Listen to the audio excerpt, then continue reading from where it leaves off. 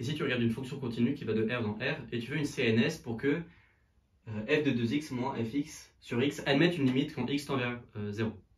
Ok. Évidemment, si f est dérivable, enfin déjà, s'il y a une limite, il faut que... Enfin déjà, qu'il t'a transféré... Ok. Ici, tu prends une fonction continue de R dans R. Ici, l'exercice, c'est de prendre une fonction...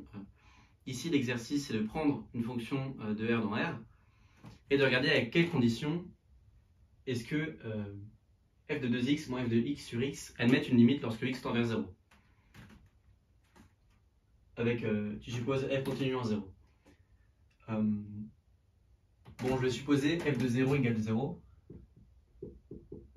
Parce que clairement, ça ne change rien si on ajoute une constante ou pas à la nature de cet ensemble de suites. Et la première chose à remarquer, c'est que si f est dérivable en 0, ça ressemble beaucoup au f de x moins f de 0 sur x moins 0 du coup.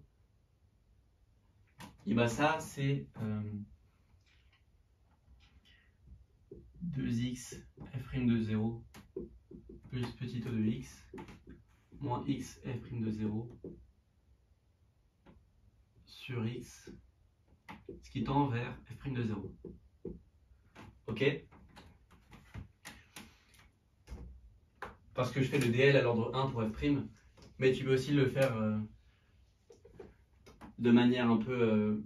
en sortant le moins f de x d'ici, ça fait f de 2x moins 0 sur x moins 0. J'ai écrit le 0 parce que c'est f de 0, moins f de x sur x. Ça tend vers f' de 0. Ça tend vers 2 f' de 0.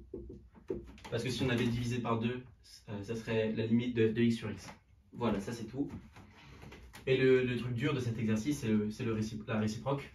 Il faut montrer que si ça admet une limite, alors f de 0, alors la fonction est dérivable en 0.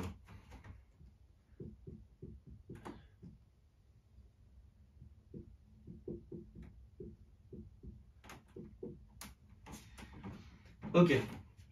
Donc elle va supposer que ça tend vers L.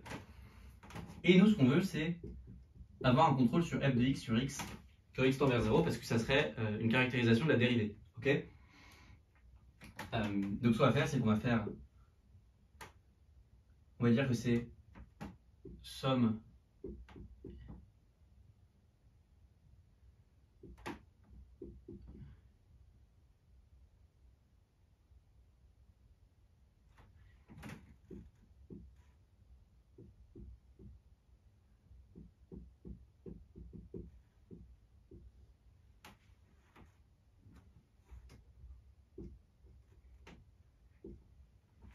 en fait, on va télescoper cette formule-là.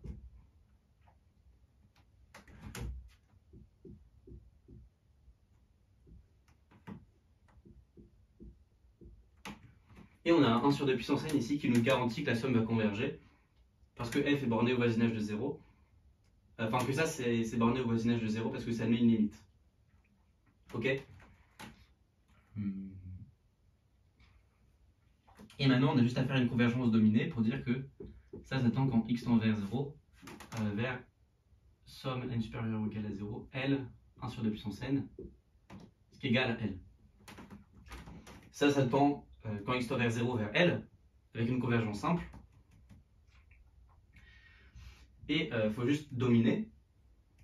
Mais c'est facile parce que, comme je l'ai dit, ça admet une limite, donc c'est borné. Et donc on peut dominer par un grand m quelconque, tel que ça, ce soit borné par m, sur 2 puissance n qui converge. Et donc avec le télescopage, on a que f est dérivable en 0, ce qui est conclu.